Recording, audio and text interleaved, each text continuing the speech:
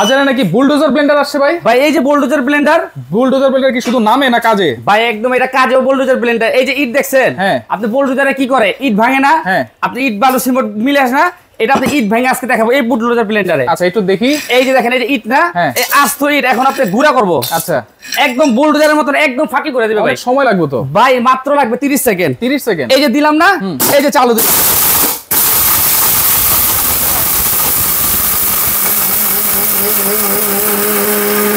ধোয়া বেরিয়ে যাচ্ছে তো ভাই। ভাই এই বুলডোজার বলছি না, এই যে দেখেন কাজটা দেখেন কি করছে ভাই।